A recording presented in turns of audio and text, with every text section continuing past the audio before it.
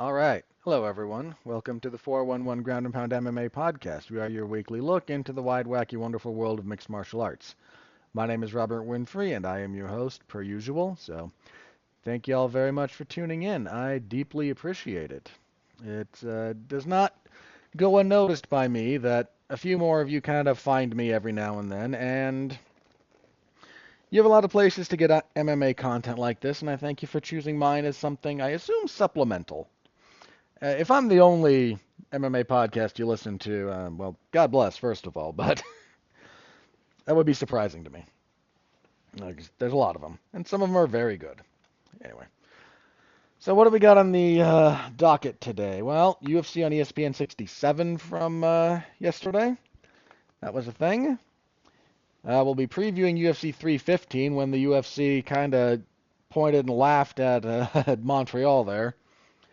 I kid. The pay-per-view card for that is actually, it's not great, but it's solid. The rest of it, eesh. But we'll get to it. Then a couple of bits of news. Nothing major. In fact, I'm going to do, before I actually get to the review for UFC and ESPN 67, I'm going to do a thing on the weekend of combat sports because, man, the combat sports gods had themselves a good old laugh at all of us, didn't they? So, anything you can do to interact with the product, like, comment, subscribe, star rating, written review, sharing around on social media or in person with people you know. Whatever works for you, please do. Always appreciate that. Of course, the most important thing is that you listen at all, so thank you very, very much. Okay, let me start. Before I get into UFC and ESPN 67, let me just briefly hit the combat sports weekend roundup, if you will. You see, there was a lot of fighting this week, this last weekend. There was a karate combat event, which was fine. Um, there were three boxing events. Two of them on pay-per-view. There was the UFC event. There was the Ryzen event, which was okay, apart from exposing once again how. Let me get into this in particular. So, karate combat winds up being the first one up. If you want to consider, professional wrestling adjacent to combat sports, SmackDown had a very poor outing this week. Very poor is a bit much. I've seen much, much worse wrestling television, but it wasn't good. It was not good. They had a rough time. Anyway, then we had Karate Combat, and of all the things to happen there, Tyrone Spong, guy was in negotiation at one point to box with Alexander Usyk because he's a ranked boxer, held titles in boxing, legitimate ones. Kickboxing legend, and somehow in Karate Combat, Sam Alvey knocks him out. I mean, what the heck? Just what the heck are we doing here? Muhammad Makayev got a stoppage in Karate Combat, which, let me just say this. I like Karate Combat. They're fun. They really are. I like the pit, believe it or not. Especially for jiu-jitsu. I think grappling in the pit is much better than open mat grappling. It monkeys with some stuff in some good ways. Very good ways. I don't hate it as a, arena for striking. It's not. I don't know. I go back and forth on that in the cage. It's better than the ring, just straight up. But, so I like the pit. They have fun. God bless them. No issues with them. But the fact that, Muhammad Makayev is getting TKO finishes and Sam Alvey is one of your champions, like, we can't pretend that doesn't say something. You can still enjoy it. I do. Okay? Please. Not out here throwing hate at Karate Combat. But we have to be honest about where they stand on the overall pecking order. And when any generic UFC washout can have a fair amount of success there, yeah, again, what that is that is evidence of something pretty serious. So yeah, Tyron Spong getting knocked out by Sam Alvey, just wild. Then we had the boxing in Times Square. Well, what is it? Fatal Fury, I think, was what they were calling it, which is the name of a fighting game series. I'm sure that won't wind up with some confusion. And this was kind of a big card. It was held in Times Square in New York, where they walled off the whole thing, so you couldn't actually like enjoy the novelty of boxing in Times Square. But hey, what do I know? And boy, there were a couple of really bad fights there. I mean, Teofimo Lopez got a good-ish win, but he clearly just coasted. And he was a guy who maybe should have been able to become like one of the faces of boxing, and he just, boy, is he just not really hit the next level like he should have, could have, right? I shouldn't say should have. So that wasn't great. Then Devin Haney, God, Devin Haney and who was his opponent? Hang on, was this Ramirez? Yeah, Devin Haney and Jose Ramirez. Just threw barely over 500 punches between them in a 12-round fight. Just terrible. Then on that same card in your main event, Haney won that, by the way.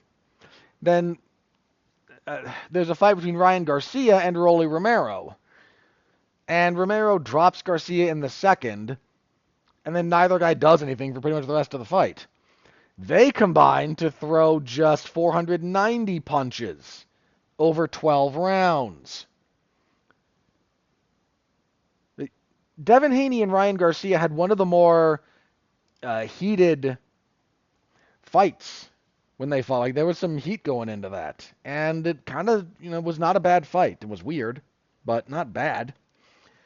And then in one night, they both absolutely take the value of their rematch and just throw it off a cliff.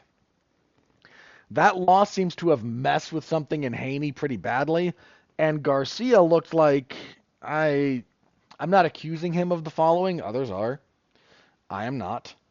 I am likening this to having seen other fighters when they get off of the gas. When they get off of PEDs, like his hands were just slow, his movement was slow. Look, because Garcia has like issues, he might have just had a really bad camp. I'm not saying that, I'm not declaring to you that I know he was on stuff. I don't know that. But I know he looked similar to other people I have seen who have admitted to being on stuff and then getting off it and what they look like coming off of it. So that fight has no more value. And then there was the Canelo headline card in Riyadh. God. And Canelo and School, let's call him Skull at this point, I don't freaking know, set the record for fewest combined punches thrown in a 12-round championship fight since CompuBox started tracking this. Understand something. 3 of the 5 lowest output fights in recent boxing history took place in this 48 hours period and featured like some of the guys in the sport. Canelo's still probably the face of boxing. That seems to have shrunk dramatically, but might still be him. Then, Haney and Garcia and Lopez were just these guys that were like, okay, they're kind of primed. Let's see if we can get them to elevate. Throw in like Shakur Stevenson and Vasily Lomachenko to that kind of mix. And it never happened. And 2 of those guys just shot their careers in the foot when this happened. Canelo doesn't care at this point. That man is cashing out. And I'm not even mad at him. I'm just saying let's call a spade a spade. There was a time in his career when Canelo was a really dynamite fighter. And he's been the face of boxing for a while. So I am not here to throw a bunch of shade at him. I am just here to say the truth. He is cashing out. It's pretty obvious. And you know what? For a guy, he's not that old, but he's been fighting since he was like 16 because Mexico. And if he's just about done with this whole thing, you know what? God bless. We just have to be honest about it. And I can't help but call the spade there. So boxing had a terrible weekend until a little bit before I sat down to record this. Thank the Lord for the monster Naoya Inoue. He and Cardenas on free ESPN turned in a really good 8-round fight. A really good 8-round fight. Inoue has a good first, then gets dropped in the second, doesn't win the third, starts storming back in the fourth as the options that Cardenas is putting forward are getting kind of cut off, and just does monster things, and gets his own knockdown in. I think it was the sixth. It was 6 or 7. No, it was 6, because 7, he tried to get another one, couldn't quite, and then 8 was when we got the stoppage. Thank heavens for those two, and I'm not going to take Cardenas out of that equation. He came to fight, and bless him, he did. Wasn't enough because Inoue is the man, but like those two, if we're talking like what happened, how did like the top end of boxing go this last little bit? I am not exaggerating when I say they kind of saved the boxing week. They may have saved the boxing month because man, it was bad. It was bad to have those guys in those positions turn in those performances. Just terrible. And sandwiched in there was a UFC event, which I thank you for letting me talk a little bit about that. And you know what? It was a weird event. Let me bring that up. Okay, there we go. No, over there. Please stop being weird. Thank you. Sorry, some of this is just a little bit weird. Okay, so thanks for bearing with me through that. Let's jump into UFC and ESPN 67. Weird card in a lot of respects. Let me start with that before I get into the fights in particular or my prediction rate, because I did switch a couple of those, and one of those you got to hear me out on because it was weird. But as far as the event, so first things first, first time the UFC has been in Iowa in like 25 years. They were there pre 9/11 the last time. It was UFC 26, 25.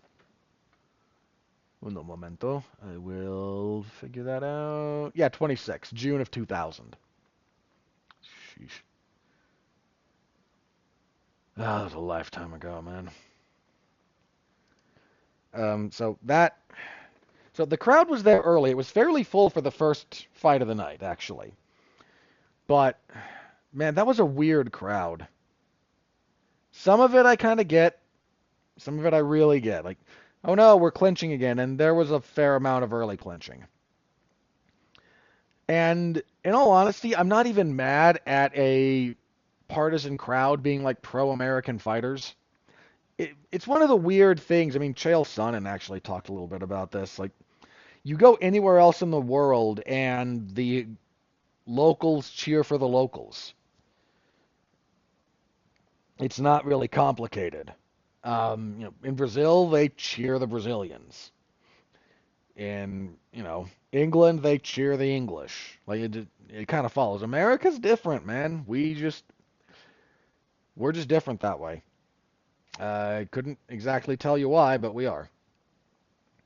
So I'm not even mad that, get some USA chants, that kind of thing.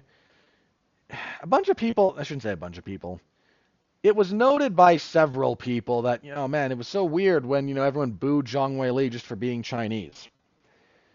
It's weird that you make that stance and then don't really say anything about, any other country doing the exact same thing, but, here we are. So, not mad at it. I don't care all that much for it.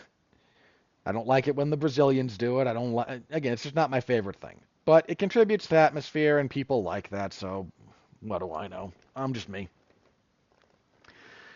Um, but things just got weird with this crowd. They kind of started checking out after a little bit. Um, Part of it was a lot of American fighters having a bad night. Not all of them, but a lot. Part of it was not just American fighters, but like some of the local fighters, the guys more in the region, more the Midwest fighters, just again kind of having a hard night. So I don't know. Just by the time it wrapped up, it felt like it had been weird. I don't know. I don't know a better way to explain it. Um, just a little bit of a weird night. Not a bad night, for the record. Not a bad one. Just kind of weird. Just a little bit. Everything just a little bit different than kind of anticipated. Kind of, how you think about it. I don't know. I don't have a better way to describe it. It just the energy really petered out, especially after the co-main. Um, and again, whatever reason you choose to ascribe to that, I leave up to you. That is not really my place to make a comment about, but just how it kind of felt as an observer, through the television. I don't know what else to tell you about it. So yeah, that was that. But it just kind of contributed to the weird night. I mean, anybody who doesn't like Bo Nickel got a kick out of the co-main event, but man, the weird people came out of the woodwork about that. I get not being. I'll talk about it later. Let me save that. So, how did the predictions go? Ultimately, 10-2. Um, I changed my mind on two of these. I changed from Bo Nickel to Renier de Ritter. My brother talked me out of my Bo Nickel pick. My youngest brother, the one who kind of watches fights with me on occasion, came up and asked me, he didn't hear me do the preview, and just said, so who did you pick in that co-main? And I said I picked Nickel, and I gave my reasoning. He just kind of looked at me. And I went, yeah, you're not wrong. And I kind of revisited what happened in the Paul Craig fight with Bo Nickel. And I don't know. It just stopped feeling like the right pick. And then there was the bit about how much weight Bo Nickel was cutting, which may or may not have been, exaggerated for effect. But a lot of the signs stopped being there for me to potentially pick him to win. So that one, and then one of the other ones I'd kind of asterisked, Montel Jackson and Daniel Marcos. When I saw them next to each other, I went, oh, yeah, okay. Because Jackson much taller, not quite as much longer than he was taller, but Daniel Marcos likes to operate at kicking range or to kind of, I hate to phrase it this way, bore things out in the clinch. And that's just didn't strike me as a way he was going to be able to win this fight when I saw some of the physical matchups. Still made me sweat for it a little bit, given how the second and third rounds went. But yeah, so 10-2. Got the first fight wrong. I don't feel bad about missing that one. Look, Juliana Miller, she looked, again, coming off of the layoff that she had. I just very rarely pick fighters coming off of that kind of a layoff. And then I should have given Kwong Lee a lot more respect. I still think I wasn't wrong to pick Bolaños, but I don't think I gave Lee the credit he deserved. And that's on me. that's not about me making the wrong pick. That's kind of how I approached it, is more what I'm looking at there. Um, yeah. Any of those that I felt good about? Maybe picking Rodriguez, because that kind of played out how I thought it would. With Rodriguez having some early success, Ponzinibbio trying to dog it out, and that just kind of failing him down the stretch. So that one I felt pretty good about picking.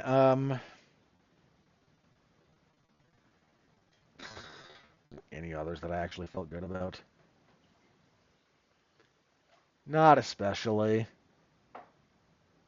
Well, maybe Santos.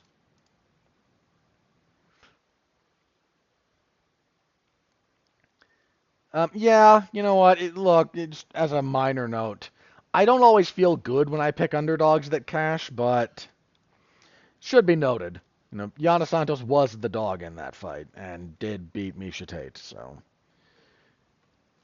yeah, that's kind of where I am with that one. So again, 10-2. I'm happy enough with that. Brings me to 138-44 on the year, so we're still looking pretty good. Like to get that better, but that's what the next week is for. Anyway. So let us move on to the fights in particular. So main event, Corey Sandhagen beat the brakes off of Davison Figueiredo, man. The official ending, there was a submission slash TKO due to an injured knee on Figueiredo, 408 of the second. Man, Sandhagen came out and he was on a mission. He still had good movement, but he didn't dance around as much as he used to. He really kind of settled it into something that is more purpose driven instead of just moving around a lot. Landed some pretty good punches, but anytime he got things down, Figueiredo was just not urgent about getting up off of his back. They wound up spending a lot of time in 50-50 guard, and man, Corey Sandhagen trains with the OG of 50-50 guard, or has worked with Ryan Hall, again, the OG of 50-50. And just landed strikes, threatened stuff, just beat him up. Second round, more of the same, and then they get tied up again. It's in a backside 50-50, and I think Figueiredo's knee actually pops on a bit of an inside heel hook, but Sandhagen doesn't really hold it that long. He holds it just a little bit, and then instead he sits up with his with the leg kind of shelved across his hips, and that, if there was damage started by the inside heel hook, that finished it. Because Figueiredo immediately straightens the leg, starts grabbing at it, taps. That's just knee injury. Man, Figueiredo suffering a bad knee injury at his age. That's it for him as a title as an elite level fighter. He might come back for one more, but I mean he's what, 38, 37. Yeah, he'll probably come back for one more, but that's the worst kind of way for that to have ended for him. Corey Sandhagen wants a title fight after this. I have no problem with him getting one. He's been good for a while. He should have beat TJ Dillashaw. Just say that straight up. I scored that for him. I still don't get scoring it for TJ because holding the back in the clinch for some stretches, but not doing anything meaningful with it. Not enough for me, man. But that's in the past. The losses to Jan and Umar were pretty straightforward. But who else do you have? Look, Marab's already beaten Umar. He's beaten Jan. If he beats O'Malley again, Sandhagen as the next guy up makes sense. I would like Sandhagen and O'Malley is not a bad fight either. In fact, there's a real argument for that being one of the higher level technical striking displays you might find. I don't know how much I buy the argument, but you can absolutely make it. And some of that is also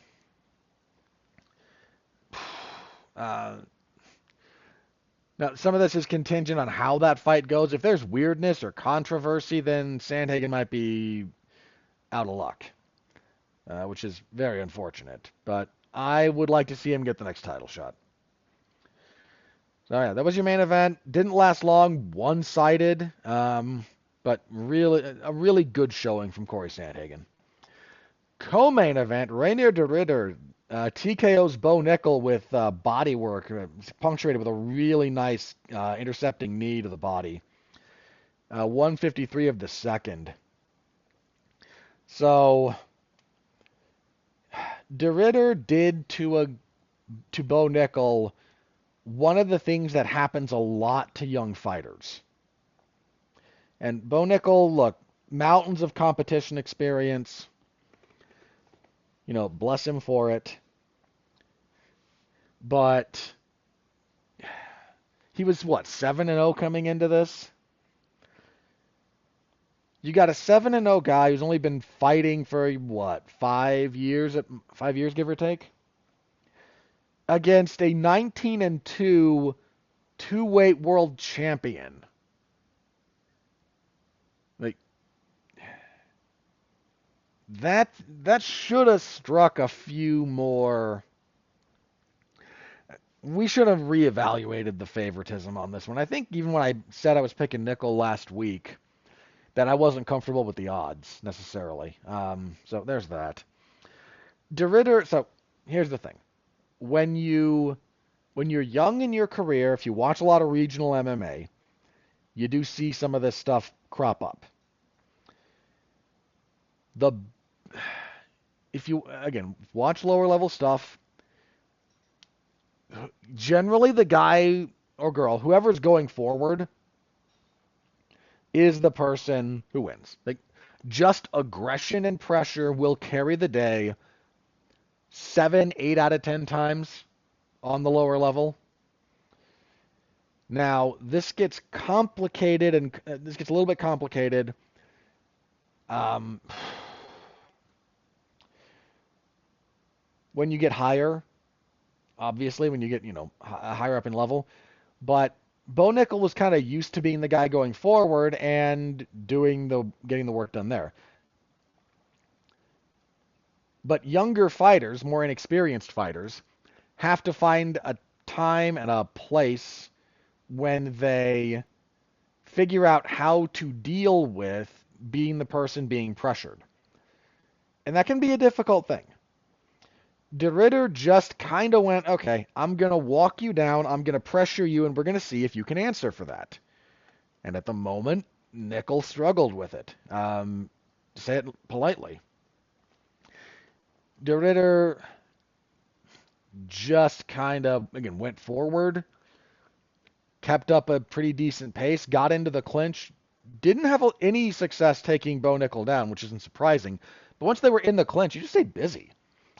Just a lot of knees, a lot of body shots. In fact, there's one of those early in the first round that seems to bother Nickel. And then there's a lot of people who are looking at the second round near the stoppage, when de Ridder has Nickel against the fence. He's kind of got some far side wrist control going, and he's using his left hand, he's kind of hitting the body.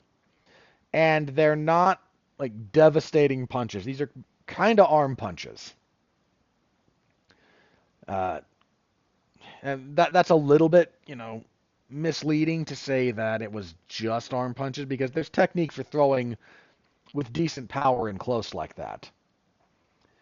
And he's got a little bit of that, but these were not scintillating blows on screen. And Nickel starts reacting badly.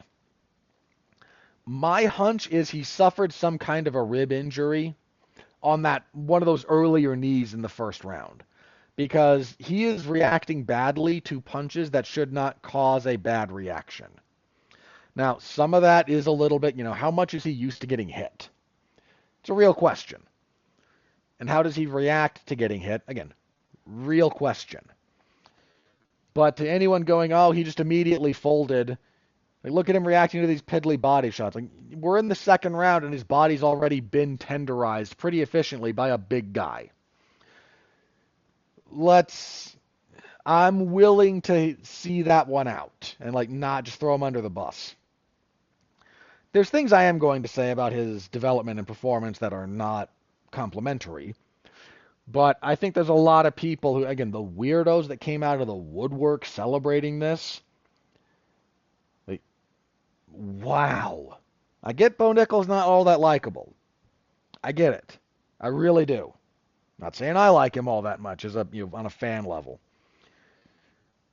But y'all are way too invested in this. Like, please, get some perspective. Anyway, second round, yeah, more of the same. Um, yeah, there's a bit in the first when Nickel gets a takedown. It's a really nice like ankle pick / trap dump. Or lat dump, excuse me. Really nice one. Gets on top, but in a bit of a scramble, he winds up like jumping for a guillotine, and that's a bad call against DeRitter. Because DeRitter on top actually had some pretty decent work. Again, second round, gets him against the fence, more body work. Nickel starts reacting real bad.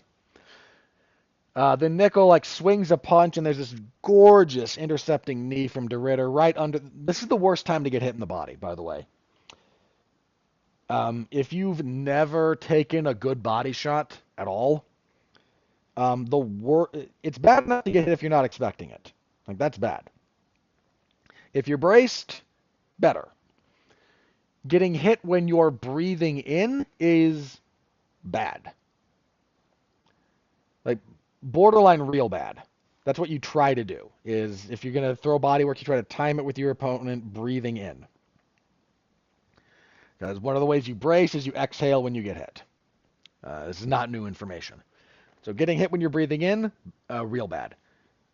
But getting hit in motion, and not just in motion. Like getting hit in motion is pretty bad. Like if you're moving and then you take a shot to the body, that kind of thing, that's not great. But if you get hit when you're extended, like when you're throwing a punch, you get real extended, that opens up all that muscle and you're not braced properly, then getting hit while that's going on, while you're extended in the middle of punching like that, oof, the worst. And especially if it's a knee. Like that's just awful. I mean, so I am not about to sit here and accuse, Bo Nickel of being fraud checked. He got pushed a bit. He got overly pushed. That's true. And he played into it, which didn't earn him any favors. And, you sow chaos, you reap the whirlwind, right? It's kind of how that goes. But the number of people doing he's, terrible, he shouldn't be in the UFC, that's a bit much. The UFC level doesn't mean what it used to mean, first of all. I mean, really doesn't mean what it used to mean. But he should not be fighting anything approximating ranked opposition. And the big thing about Bo Nickel at this point, it is pretty definitive that his development as a fighter has been mishandled and has not happened on the schedule you would like to see. I mean, look, DeRitter being bigger than him was, again, a number of inches taller, a little bit longer. But DeRitter being able to just be the more physical guy in the clinch to a, decorated wrestler like Nickel. This is one of the first times I looked at Nickel at 185 and he looked small. I mean, small is a strong word. I don't think he can make 170. I'm not saying that. I am saying there's some really big guys at 185, and he is not a really big guy for the division. So that bears watching. I hope he takes the right lessons from the loss, Nickel. I really do, because if he can get back on track, there's still time for him to get on track with some of this stuff. But, man, his striking has not come along. Where's his jab at this point? Where's some of the footwork? his unwillingness to wrestle with jiu-jitsu guys. He never shot on Paul Craig. Just there's some stuff going on there that his development has just kind of fallen apart. He really needs to get that on track. If he does, I still think there's decently high ceiling for the guy. But he's got to take the right lessons from this. He really does. As for DeRitter, after the fight, he said, well, I just beat the best American wrestler. How about I take on the best American striker? I want Sean Strickland. Slightly ambitious call out. It's looking like Strickland and Adesanya might be headed for a rematch. Again, none of this is confirmed. And Strickland's sitting fairly high in the rankings, so probably not as willing to fight down. But when I say it's a slightly ambitious call out, I believe that. I don't think he's going to get it necessarily. But it wasn't unreasonable. Like sometimes you get these guys coming out here and they just make silly call-outs. A call-out of Strickland is not unreasonable given Strickland's sort of what's happened to him his last few fights, both wins and losses. And it would be, again, it's not outside the realm of possibility. I just don't find it highly likely. But, good win for him. And middleweight has all the weirdos. You've got Dricus du Plessis as champion with his weird striking and just again I've gone over this. It's just kind of weird in a good way. You've got Sean Strickland, who's got a weird style. You've got DeRitter. You've got Khamzat's weird. It is the only guy at the top of the division who's kind of straight-laced from a textbook like striking style and game standpoint is Nasruddin Imavov. It is the division of weirdos with weird striking styles and just weird fighting styles that don't seem to make sense, but work. And God bless him, I get a kick out of those kinds of things. I really do. So good on DeRitter. He is. We need to give him more respect. Look, he came in and he kind of went life and death with Gerald Meerschaert with some of that got real sloppy. Let's be fair. Some of that got real sloppy. And then he got the submission. And there was just not enough respect paid to everything he accomplished in one championship. Because a lot of people like to look down on stuff outside the UFC. So we need to definitely get back, reassess him a little bit. He's good. A lot of his stuff isn't textbook, but middleweight is the division of the slightly, the oddballs. So good win for DeRitter. He's going to get a big fight off of this. I don't know that it'll be Strickland, but he's going to get somebody ranked. He's going to get somebody and it'll be a fairly high-profile affair. Either featured on a pay-per-view or a 5-round, meaningful main event as a fight night. So, real good for him. Welterweight's up next. Daniel Rodriguez defeated Santiago Ponzinibbio via TKO punches, 112 of the third. As I said earlier, this went like I expected for the most part. Rodriguez drops and hurts Ponzinibbio in the first, but can't quite close the show. Ponzinibbio kind of dogs his way back into the second. Third, both guys are a little bit fatigued, but Rodriguez is able to find a nice angle for a 4-punch combination, drop him, get the stoppage. Ponzinibbio doing the, why did you stop it, ref? And then he stands up and just immediately staggers and almost takes a header into the cage. In the background of one of the shots of Rodriguez celebrating, by the way. MMA just has some comedy like that, man. You just got to acknowledge it. Montel Jackson defeated Daniel Marcos. This was a bantamweight unanimous decision, 30-27 across the boards. Thought the second could have gone to Marcos, but not by a huge margin. Not a great fight. Also at bantamweight, Sari City defeated Cameron Smotherman via unanimous decision, a 30-27 and two 29-28s. Smotherman has pretty good hands, but he didn't have anything for kicking range, whereas City did a lot of work at the end, again, just kind of just outside boxing range or moving in and out of it. Or being, all the way in clinches and grappling. And Smotherman just, talented guy, but a lot of talented guys have this kind of learning experience. And kicking off the main card, Mason Jones defeated Jeremy Stephens via unanimous decision, 30-27 across the board. Good first two rounds, some back and forth stuff. Both guys get busted up, both guys get hurt. Third round, Jones really just wrestles down Stephens to get the win. This should have been fight of the night. There was 10 really good minutes, but, Dana pissy about guys in the third round, I guess.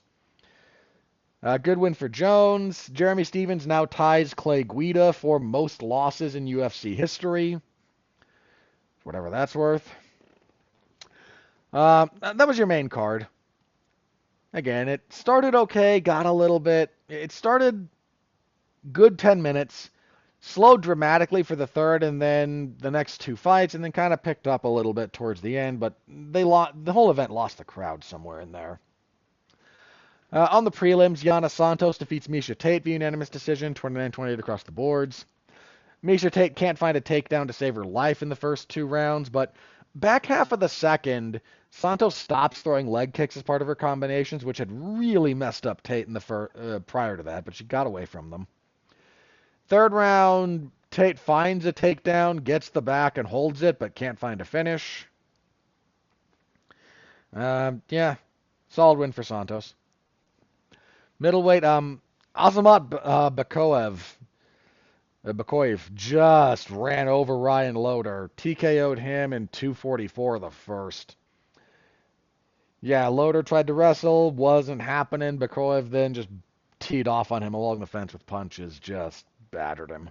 Bakoyev's pretty good. Strawweight, Jillian Robertson defeated Marina Rodriguez via TKO, just punches, strikes from top position, 2:07 of the second.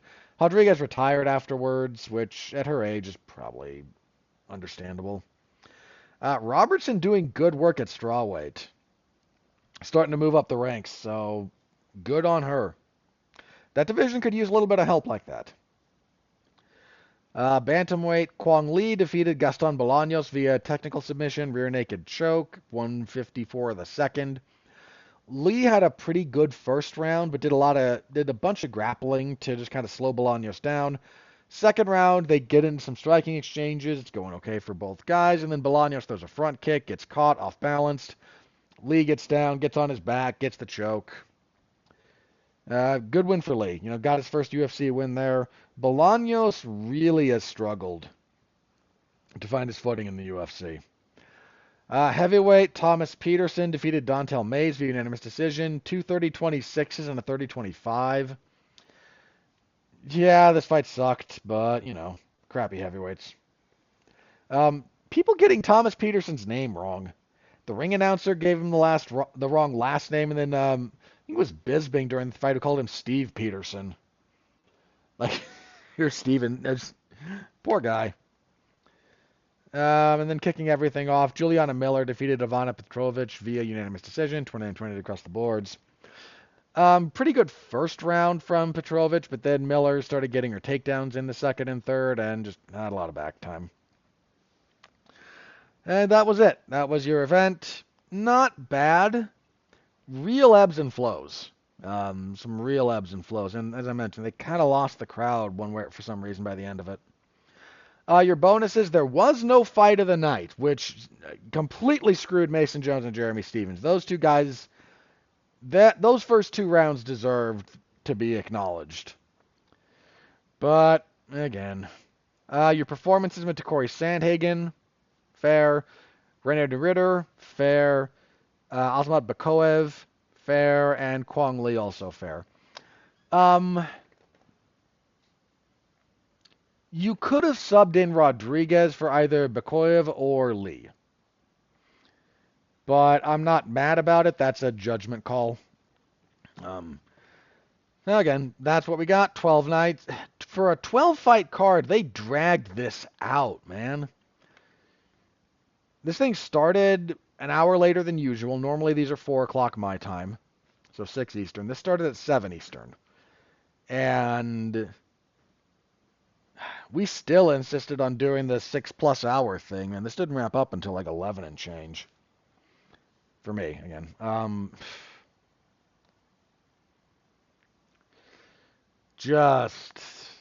I don't get it, man. The pacing, I think, was part of the reason they might have struggled to get the crowd back on their side when it was all said and done. But full report, MMAZone411mania.com.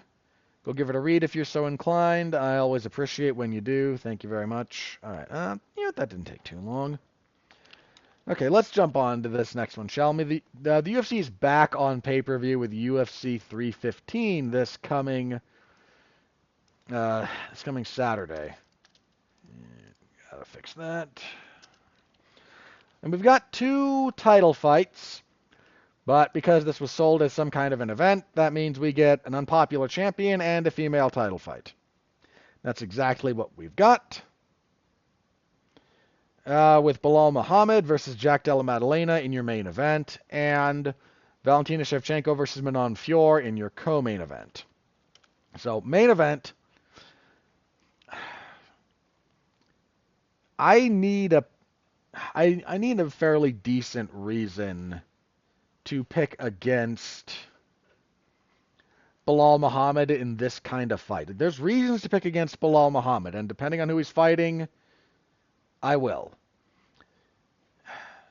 If Belal Muhammad decides he just wants to strike it out with Jack Della Maddalena, that's going to go badly for him. JDM has smooth hands, good boxing, good body work. Muhammad has more of the 5-round experience, better wrestler by all accounts. The odds are about 2-1, 2.5-1 in favor of Muhammad. I think that's about right. That doesn't strike me as out of line. I'm going with Belal Muhammad here. But if he decides he wants to do a lot of striking with JDM, that could go real bad for him. Belal's had problems when he just strikes with people, if they know what they're doing. He TKO'd Sean Brady. Sean Brady doesn't really know what he's doing on the feet. That is very much a work in progress for him. JDM really knows what he's doing on the feet. So, gonna go with Muhammad. Not terribly looking forward to the fight. This kind of came together awkwardly with the injury to Shavkat, but it's a title fight. It's it's the champion who is the legitimate champion against not the top contender, but not an undeserving contender by any stretch of the imagination. So, there's that. It's a fight. It'll be fine, assuming anyone sticks around to watch it. Can I tell you, the funniest thing in the world to me would be the crowd leaving before the main event. I don't want them to. It's disrespectful, but it's their money and their time. And if they just decide to peace out, that would be the funniest thing to me. Funny. Co-main event, women's flyweight title, Manon Fiorot. Spoiled my pick there. Manon Fiorot goes for the title as Valentina Shevchenko, in her second flyweight title reign, looks to defend it. Look, Shevchenko is one of the greats of women's MMA, but she's 37. She has been slowing down a little bit. She's been leaning even more heavily on her wrestling as of late. She's fighting a fairly big girl. Manon Fiorot she is not a small flyweight. In fact, what are the physical dimensions here? Shevchenko, 5'5", 65 inches of reach. Fior is 5'7", so she's 2 inches taller, 66 inches of reach. Yeah, just Fior's not going to get bullied around by Shevchenko the way some other fighters have been. Um, with the age, the odds are with Fior. I'm going to go with Manon Fior as well here. I have a lot of respect for Shevchenko's career. I'm not trying to say anything dismissive or bad about her. She could easily win this fight. This is not a gimme. This is not one of those circumstances where you look at it and go, yes, clearly it's time for the passing of the torch. The odds are close. It's minus 155, minus 160 on Fior to plus 130 and change on Shevchenko. You could flip those odds, and I'd still say it's probably about right. They match up well. It's a close fight. I just think Shevchenko slowed a little bit, and Fior is just really hard to deal with. Like, we all know that, Shevchenko has the decorated kickboxing background, but most of her MMA success has come when she's been able to integrate grappling. Like, that's actually where she does a lot of her work. And if she can't mix the two together, that's where her game struggles a little bit in MMA. And I think Fior will deny her the ability to integrate the skills the way that she normally likes to. But, that is the champion and the most deserving contender squaring off. No issues with that one whatsoever. All right, next up, bantamweight Jose Aldo, the great Jose Aldo, against Ayman Zahabi.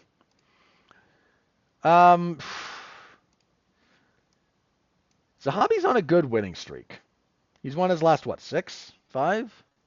5. 2 finishes in there. Most recently, he's beat Javid Basharat and then Pedro Munoz. He's looking like he's really getting his feet under him. And then you've got, Jose Aldo, 38 years old, still going moderately strong. I know he had the loss to Mario Bautista, but, before that, he'd come out of retirement to beat Jonathan Martinez in a good fight. I like Zahabi's jab. I like Aldo's jab. This is one of those fights that I actually think I'm going to lean Aldo. Look, nothing against Zahabi, but the way he fights, he's going to struggle to find a lot of success against Aldo. Unless Aldo's really washed, and he's getting to that point where that switch is going to flip, and he's going to tumble off the old cliff. But if he's not there yet, I actually think Aldo putting on kind of the classic Aldo boxing-centric, good defense, good counters to out-slick the other guy is probably in the cards here. And kicking off the main card, we have Alexa Grasso and Natalia Silva. This is on this card in case something happens to the main event, to the co-main event. They might have a backup being weighed in for the main event, but unsure of that. Look, Grasso coming off of that series with Shevchenko, where she got the win where she was losing that fight, but found the back, got the choke to win the belt. Tremendous. She should have lost their second fight. The draw there, I yelled about that plenty when it happened. And then she lost very cleanly in that third fight with Shevchenko at UFC 306. I mean, that was a clear, no dispute 50-45 across the board. A lot of her skill seems to have regressed over the course of that series. If she's been able to stop that and get her footing back, she can win this fight. But Natalia Silva has been one of the few bright spot, breath of fresh air entries into the division, kind of looking to work her way up. I mean, Silva hasn't lost a fight since 2017 when she dropped a decision to Marina Rodriguez. That includes 6 wins in the... Her current streak is what? That's 6, 7, 8, 9, 10, 11, 12? Double check that. I'm pretty sure that's accurate. Yeah, 12 fight winning streak. 6 of those in the UFC. Coming off a good win over Jessica Andrade. She's making some moves here. The question is if Grasso is plateaued. Grasso's only 31. So there is time to have, fixed some of the stuff that may have been plaguing her, but the odds are with Silva. And after the last couple of fights from Grasso, I can see why. I really can. Let me asterisk this one. I need to look at something for both of them. There's a little bit I need to... I've done a little bit of, study on both JDM and Bilal, and Fior I had to remind myself of. Shevchenko, I've got a pretty decent handle on her game at this point. But that one I need to double check a few things. So I'm going to go with Silva for the moment, but that's kind of still up in the air for me. That's your main card. So you know what? As I said, that's not a bad pay-per-view card. It's not great, but it's not bad. Things get a little bit less good as we move on from that, however. We lost a fight between Benoit Saint-Denis and Joel Alvarez. Oh, that hurts my heart. Those two were going to hurt each other. That was a good fight. Alvarez had some kind of a hand injury, apparently. Really unfortunate. That was, if I was going to circle a fight on this card that wasn't, one of the top ones, it easily would have been Saint-Denis and Alvarez. Those two, they bring the violence. But we lost that, and the undercard on this has almost no value. I hate to say that. I really do. I'm not trying to be insulting or dismissive. But your main event for the prelims is Mike Malott versus Charles Radke. Mike Malott fell apart when he fought Neil Magny and kind of eked one out against Trevin Giles. It was not a very good fight.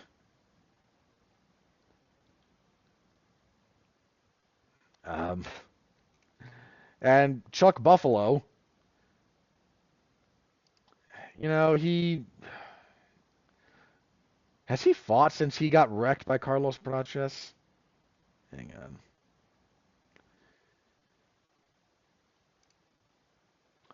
Because he's 10-4 overall. Yeah, he came back and he beat Matthew Semmelsberger. Semmelsberger's chin was shot by that point, though. So you've got two younger guys kind of trying to make something of a statement here. I sort of get what's going on.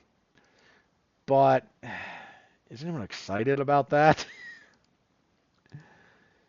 I think the odds are with Malott, right? Yeah, fairly heavily, actually. 2.5 or so to 1.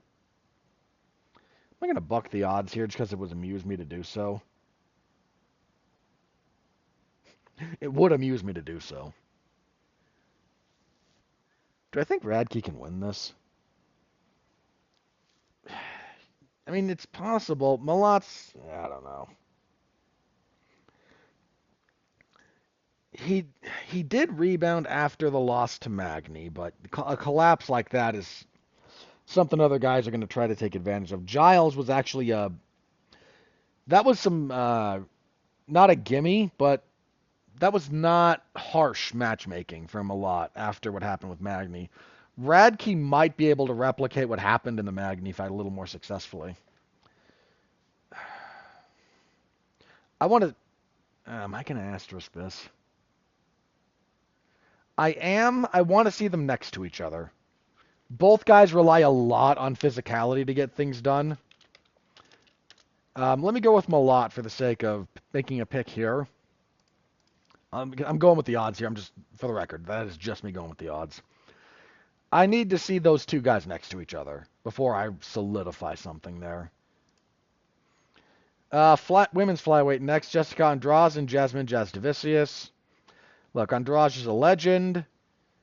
She's only 33, but this is her 40th professional fight on record. Coming off that loss to Silva. Jasdavicius on a 4-fight winning streak. 2 of those finishes. This is kind of the acid test for Jasdavicius because Jessica Andrade, a little bit on the downhill side of things, but still no one to be trifled with at all. I still think Jasdavicius is moving in the right direction, whereas Andrade is going the other way. But this is a good test for this is the serious test for Jasdavicius. I think she'll pass it, so I'm going with her, but don't sleep on Andrade there. Light heavyweights next. There are 2 light heavyweight fights in a row if you needed any doubt that the UFC hates Montreal. Modestas Bukauskas and Iwan Kutalaba. A weird fight that is. Bukauskas, 4-1 since returning to the UFC. Won his last 2. Seems to kind of be finding himself. Then there's Kutalaba, who is on a 2-fight winning streak. That win over Ibo Aslan was actually pretty solid. In fairness to Kutalaba. But, man, I just do not care about this fight. Odds are real close. Almost a pick 'em. Let me have a look at something real fast. So, Bukauskas is 6'3", 78 inches of reach. Kutalaba is 6'1", with 75. Yeah. Okay, that's enough for me to make a pick here. I wouldn't bet on that fight, but I will go with Modestas Bukauskas.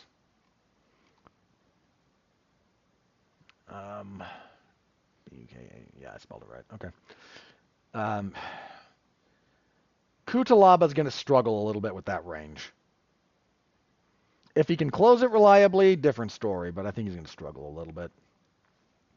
Also at light heavyweight, Navajo Sterling and Ivan Urslan. So, Sterling, 6-0, comes out of... he's out of City Kickboxing, yeah. Got a good UFC debut. When he beat Tuco Tokos. I mean, look, Tokos is not very good. But I don't think Urslan is that good either because, he's 14-4. Dropped his UFC debut to Kutalaba, as previously mentioned, actually. Sterling's in danger of winding up in the overhyped position, just for the record. But Urslan does not represent a giant step up in competition for him, so I'm going to go with Sterling.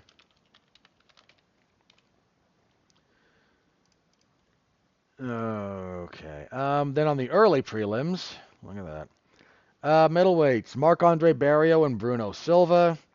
There was a time I would have picked Bruno Silva here without a whole lot of hesitation. Unfortunately, I think those days are past. Silva's on a 4-fight losing streak.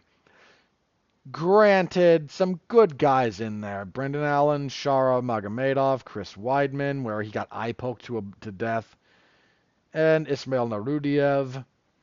But, if you can't beat Ismail Narudiev, I don't know that you can beat Barrio. Barrio himself, though, on a 3-fight losing streak. 2 of those knockouts. I forgot Barrio was on that bad of a skid. Silva might still have enough to crack him and hurt him. I think this is still Barrio, though.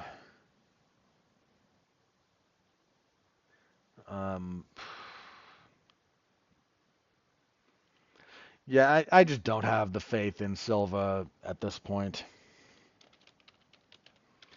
But, look, the first person who lands real clean in that fight is going to probably finish the other one because neither guy has much of it in that way anymore. Featherweights next, Daniel Santos and Jeong-Young Lee. Have a quick look here. So Lee is 11-2. 2-1 in the UFC, coming off a loss to Haider Emil. He'd beaten Yi Zha and Blake Bilder before that. I remember that Emil loss, actually. Tried to slug it out. Did not go his way. Daniel Santos will oblige him in a slugfest. He's 11-2. 2-1 in the UFC. Dropped his debut, but rebounded, beating John Castaneda and Johnny Munoz. He's been out of action since 23, though. June of 23. Had fights fall apart with Daniel Marcos, Said Nurmagomedov, and Davy Grant. So it's not like he hasn't been trying, but those have not been coming together. Look, respect to Lee. Is this Santos coming up to featherweight? Hang on. That changes things a little bit for me. It is at featherweight.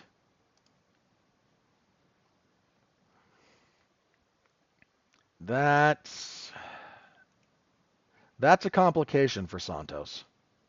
It really is.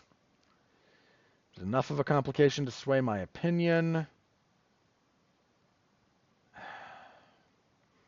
I think Lee probably still tries to brawl a bit too much, and Santos makes him pay. So I'll go with Santos, but that being at featherweight, that complicates things. And we have Brad Katona versus Beksat Almakhan. Pardon me there. So Katona, a little bit of a rough, decent wrestler actually. He's, 5'6", 64 inches of reach. Coming off a loss to John Matsumoto, who's actually pretty good. He's 2-2 since coming back to the UFC and being a 2-time winner of the Ultimate Fighter. That is not something to be proud of, by the way. Let me have a quick look at Almakhan. He is 11-2. Dropped his UFC debut. Right. He fought Umar Nurmagomedov on short notice. Somewhat short notice. I'm not going to hold that too much against him. Because, Umar's good. And that ended a fairly lengthy winning streak for him. And how much do I hold dropping a fight with Umar against the guy? I don't think that much. And Katona's kind of been just up and down. Let me go with Almakhan, but this will be more telling for him than, having to fight Umar Nurmagomedov on like that. And it's not like he fought badly. He actually fought fairly well against Umar. Yeah, that's the card as it currently stands. Again, we lost a few fights, so that's unfortunate, but Saturday, MMAZone411mania.com. Y'all know where I will be. Come on, follow along with all the live coverage. I deeply appreciate any support you're able to give me in that respect. Thank you very much. Wow, I am cooking along today. Didn't have a lot to preview. I feel bad about that.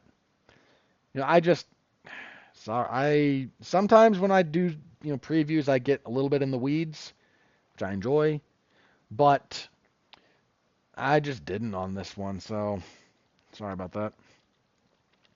Okay, moving on.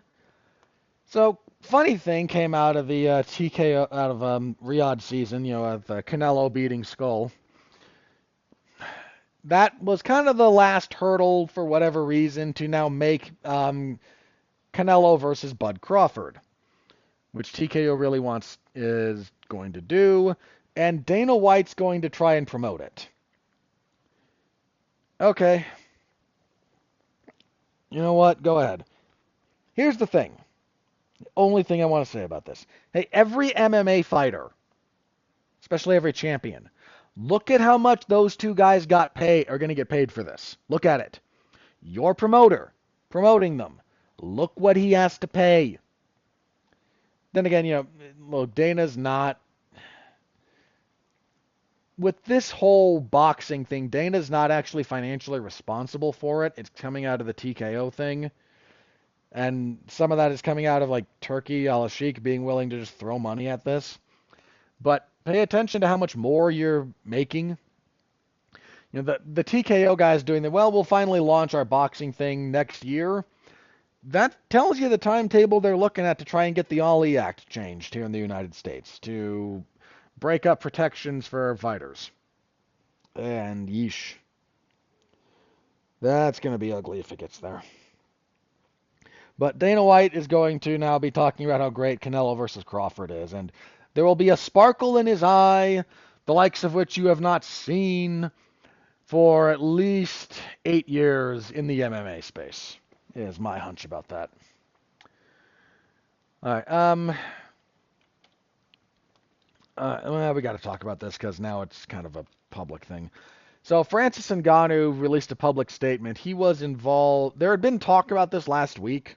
Like some news sources had reported it, but it was only Cameroonian. And I'm sure there are good journalists there, but between translation and some of that stuff, I just needed to wait for some confirmation about this. But Francis Ngannou was involved in a motorcycle accident that killed a young girl. Um, so Francis released a statement. It says, I'll quote him here. From the very beginning, I have been by the family's side, offering support, comfort, and deepest condolences during this time. I've met with them privately to share their grief, and I will continue to stand with them every step of the way. I carry their pain with me, and my unwavering thoughts and support remain with them as they face their heartbreaking loss. Close quote. I don't know the details of this, but God, that sucks. Ngannou's dealt with some serious tragedy. I mean, between the death of his son and now this,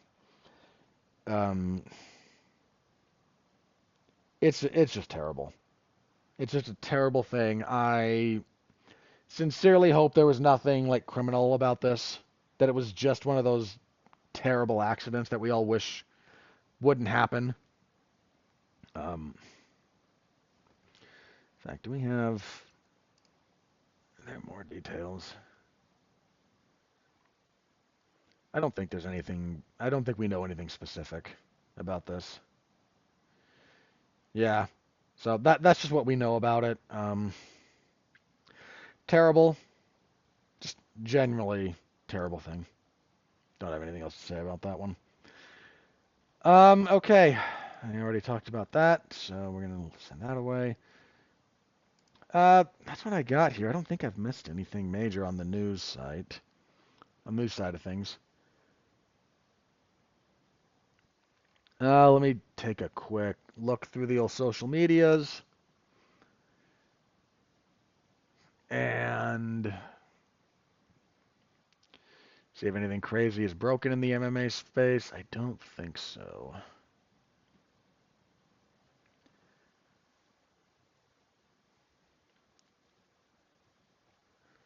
But a lot of this is like aftermath of the Inoue fight, which was really good. Look that up if you haven't. Inoue's awesome, so.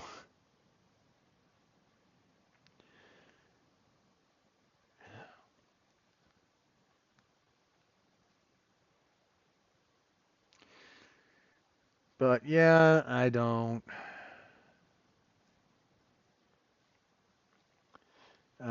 see anything really new here on the MMA side of things.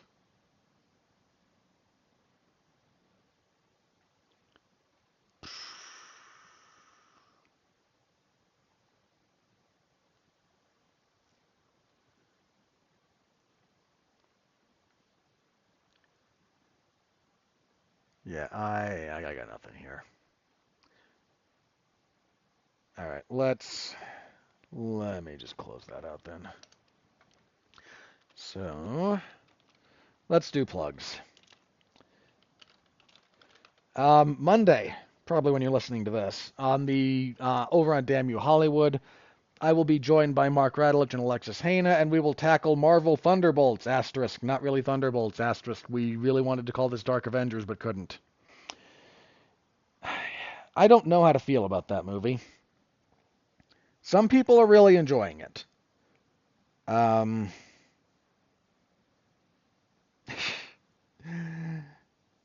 Yeah, I don't know. Tune into the show. I'll have my thoughts sorted by then, I promise.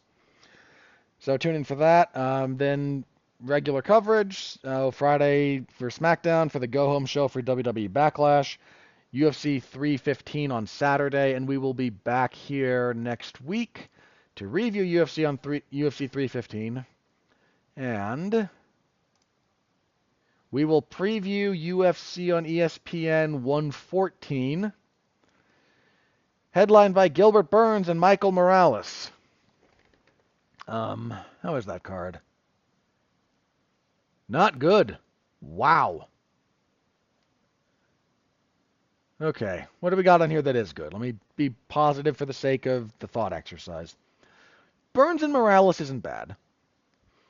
I don't care about Paul Craig and Rodolfo Bellato.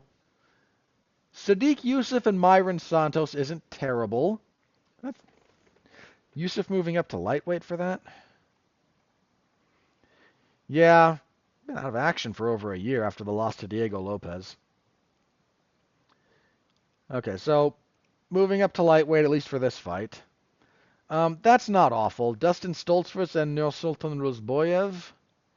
Eh. Julian Erosa and Melquiel Zelcosta is not terrible.